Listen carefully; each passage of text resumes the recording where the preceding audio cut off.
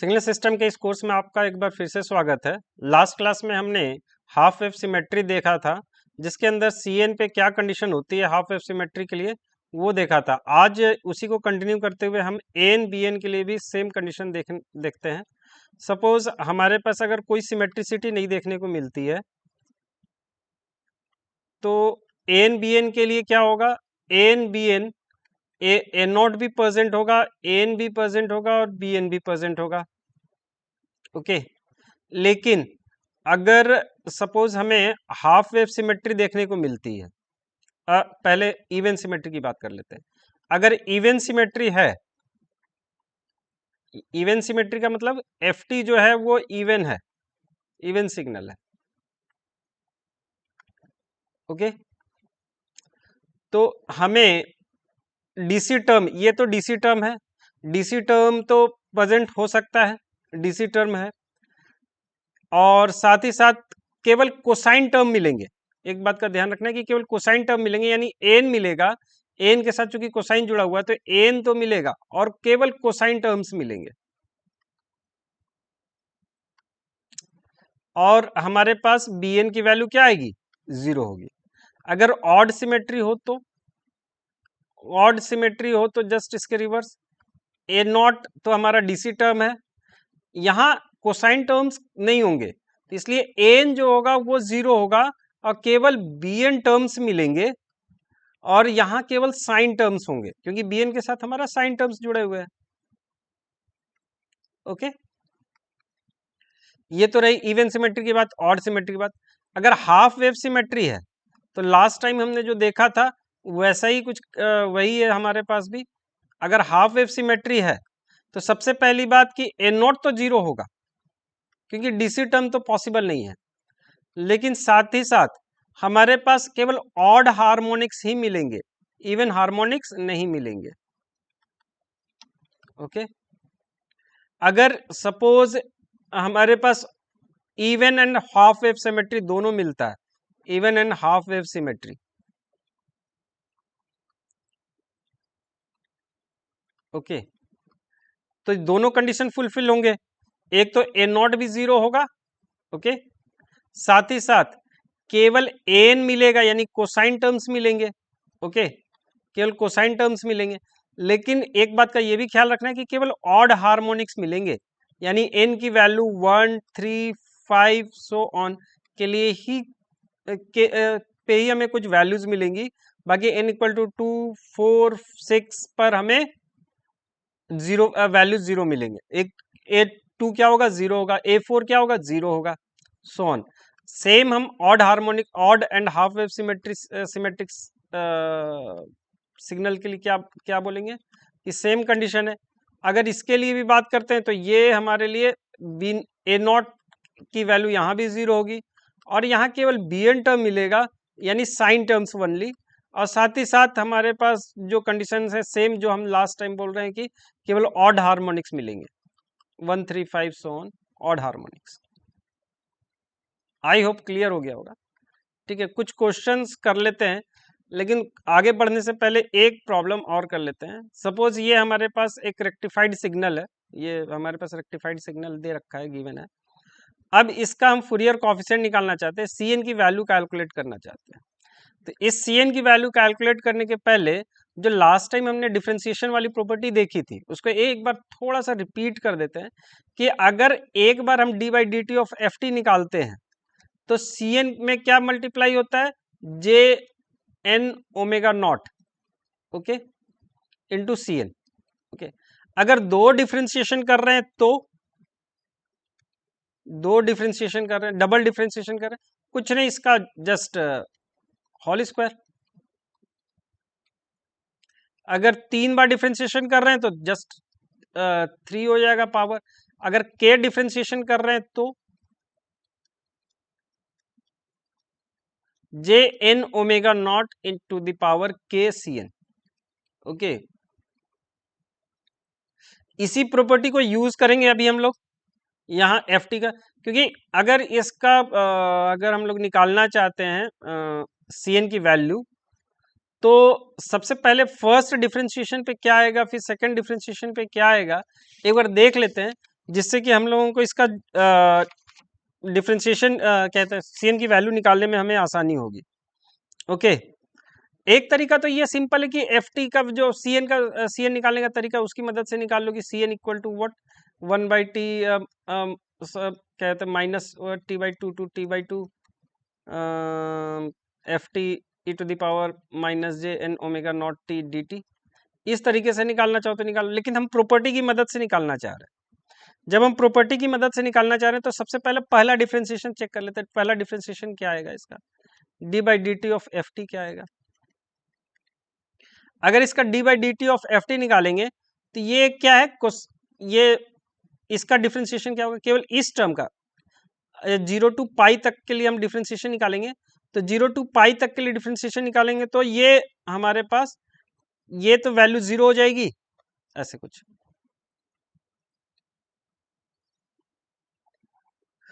ये कहाँ, ये वाला वैल्यू ये मिला हमें। ओके, नेक्स्ट ये हमें पाई है, फिर अगेन ये है तो ये वापिस, फिर अगेन ये ऐसा ही मिलेगा। सॉरी, मेरा ड्राइंग यहाँ गड़बड़ हो रहा है, आई होप क्लियर होगा। ये कोसाइन, यदि ये कोसाइन सिग्नल है तो इसका ये सॉरी साइनोसॉइडल सिग्नल, तो इसका कोसाइन सिग्नल हमें मिलेगा यहाँ।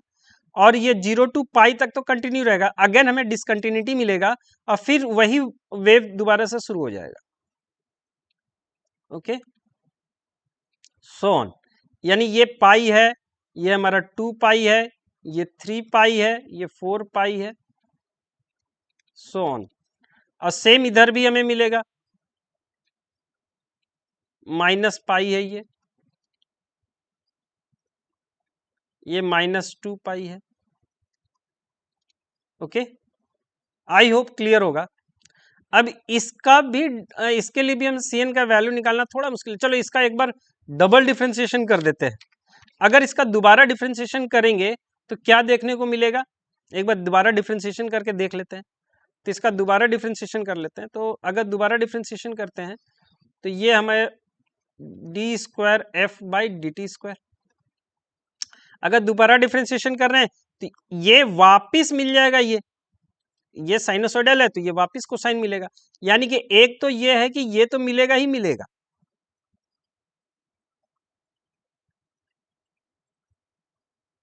लेकिन साथ ही साथ एक चीज और भी है, ये जो जहां डिसकंटिन्यूटी मिल रहा है हमें, तो यहां एक इंपल्स सिग्नल भी मिलेगा जिसकी हाइट कितनी होगी, इसके बराबर होगी, जो भी इसकी हाइट होगी।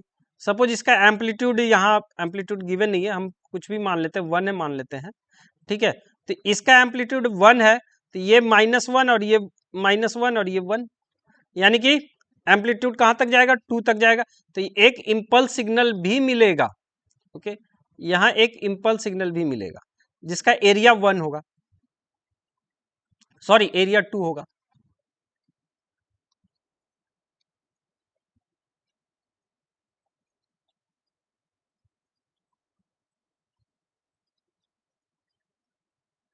आई होप क्लियर होगा। कोई भी डाउट हो तो आप पूछ सकते हैं, ठीक है। अब हमें दो सिग्नल्स हो गए, एक तो सिग्नल ये हो गया, एक तो सिग्नल ये हो गया रेड वाला, जिसको हम CN1 से रिप्रेजेंट करेंगे, और एक सिग्नल ये हो गया वापिस, जो हमें FT था वही वापिस मिल गया, जो हमारे पास FT था वो वापिस मिल गया, FT है। यानी कि अब d²f/dt² इज इक्वल टू लिख सकते हैं,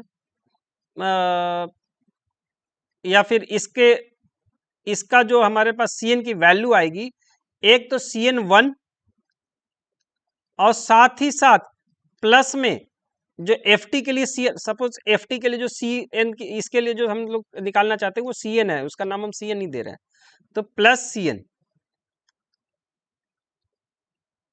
ओके, ये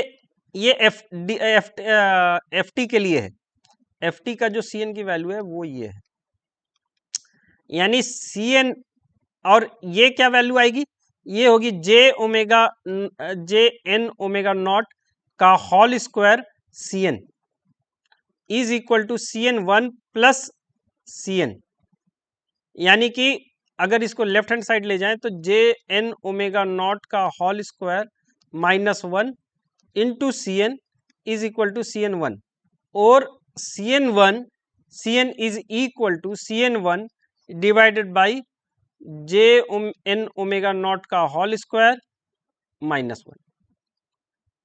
आई होप क्लियर हो गया होगा। और सी एन वन की वैल्यू क्या है, हम लोग काफी बार कैलकुलेट कर चुके हैं, इसलिए प्रॉब्लम नहीं है। सी एन वन की वैल्यू जो है 1/t, यहाँ 1/t की जगह 2/t होगा, क्योंकि हमारे पास 2/t पुट करते हैं वैल्यू सबकी। तो सी एन वन की वैल्यू कितनी है, 2/t। अच्छा एक चीज है, यहाँ t की वैल्यू, यहाँ हम t पहले लिख रहे थे इसलिए t है, बट यहाँ t की जगह पाई आएगा, सॉरी यहाँ t की जगह पाई है, 2/पाई। ओके, और यहाँ क्या होगा, J N divide by J का whole square -1 into N into omega naught. Omega naught की वैल्यू 2π/t, t क्या है यहाँ, पाई है, पाई पाई कैंसिल आउट हो, यानी कि ओमेगा नॉट की वैल्यू क्या आएगी, 2। तो यानी कि N square into 2,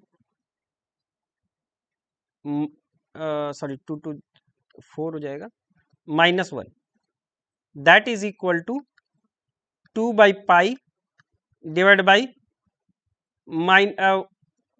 negative sign बाहर आ जाएगा, 1 - 4n square, 1 + 4n square is equal to 2/पाई इंटू 1 + 4n स्क्वायर।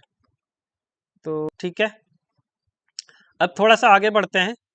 एक Parseval power relation for periodic power signals की बात कर लेते हैं। अगर हम लोग एफ टी का पावर निकालना चाहते हैं तो एफ टी का पावर क्या होगा, पूरे एफ टी का, एक तो एफ टी अगर पीरियोडिक सिग्नल है, एफ टी अगर पीरियोडिक सिग्नल है तो इसका पावर ही निकलेगा, क्लियर है, ठीक है। और इसका पावर सिग्नल क्या कहलाएगा, इसके पावर सिग्नल की वैल्यू क्या होगी, P = 1/t -t/2 to t/2 ft का मॉड का होल स्क्वायर dt, ये इसका पावर होगा इस पीरियोडिक सिग्नल के लिए। ओके, और अगर इसकी वैल्यू ये हम लोग कैलकुलेट करना चाह रहे हैं तो इसकी एफ टी की वैल्यू, एफ टी की जगह पुट कर दो, F T equal to what, F T equal to A not plus summation of N equal to 1 to infinity C, sorry, A N cos N omega not T plus B N sine N omega not T, ये value हम put कर देते हैं यहाँ। तो क्या मिलेगा, ए यहाँ ए नॉट और ए एन है हमारे पास। ओके, तो ये टोटल क्या कहलाएगा, एक मैं कैलकुलेट कर लेता हूँ। ए नॉट बाहर आ जाएगा, यहाँ ध्यान से देखने पे 1/t integration of -t/2 to t/2 A not का whole, A not plus in summation of n equal to -1 to infinity A N cos N omega not T plus B N sine N omega not T. Okay, इसका mod ले लो और इसका whole square कर दो, इसके बाद इसका dt लगा दो आप। ओके, जब इसका dt लगाओगे तो ये हम कर सकते हैं इज इक्वल टू 1/t है, तो पहले हम अलग अलग कर लेते हैं, 1/t -t/2 to t/2। Okay, ये एक टर्म मान लेते हैं और ये दूसरा टर्म है हमारे पास, तो a² + b² + 2ab हमारे पास फॉर्मूला है। तो ए नॉट का whole square, A naught square कर लो dt, तो ये वैल्यू जो निकल के आएगी केवल ए नॉट हमारे पास बचेगा, क्योंकि लिमिट लगाएंगे ए नॉट स्क्वायर बाहर आ जाएगा और t/2 + t/2 यानी कि 1/t कट जाएगा, तो केवल ए स्क्वायर बचेगा। अब इसका होल स्क्वायर देखेंगे, तो इसका होल स्क्वायर करेंगे तो इसका होल स्क्वायर प्लस इसका होल स्क्वायर, वो कितना बचेगा? तो वो बचेगा आपका इसका होल स्क्वायर प्लस इसका होल स्क्वायर। तो कर ही देते हैं समेशन ऑफ, समेशन में बाहर निकाल दिया 1 to infinity minus T by two, 1/t बाहर रख दो, minus T by two to T by two, A N cos N omega not T plus B N sine N omega not T का whole square. अब ये dt, अब इसकी value क्या आएगी? इसकी वैल्यू आ जाएगी एन का whole square, N N square plus cos square N omega not T, B N square plus sine square omega not T, plus इसको थोड़ा सा डिराइव करेंगे तो जो हमारे पास सॉल्यूशन निकल के आने वाला है वो क्या निकल के आएगा? प्लस साथ में एक टर्म और होगा 2ab, इन और वो इन दोनों का मल्टीप्लिकेशन होगा, लेकिन उसका इंटीग्रेशन जब हम लोग minus T by two to T by two करेंगे तो वो वैल्यू 0 आ जाएगी। ओके, तो केवल इसको इस टर्म के इस ये टर्म मिलेगा प्लस इसके साथ जो टर्म मिलेगा उसको अगर हम सॉल्यूशन देखेंगे तो मैं यहाँ डायरेक्ट आंसर लिख रहा हूं, तो आंसर क्या आएगा? ए नॉट का square plus summation of N equal to 1 to infinity N square by two plus B N square by two. कोई अगर डाउट हो तो मुझसे आप चैट बॉक्स में पूछ लेना, बहुत इजी है, क्योंकि इंटीग्रेशन अगर हम लोग करते हैं ये स्क्वायर करके तो नेचुरली कॉस स्क्वायर का इंटीग्रेशन कर रहे हैं तो पहले तो 1 plus cos 1/2 into 1 plus 2 cos N omega not T लिखेंगे, तो इसका इंटीग्रेशन 0 होगा, तो बचेगा क्या?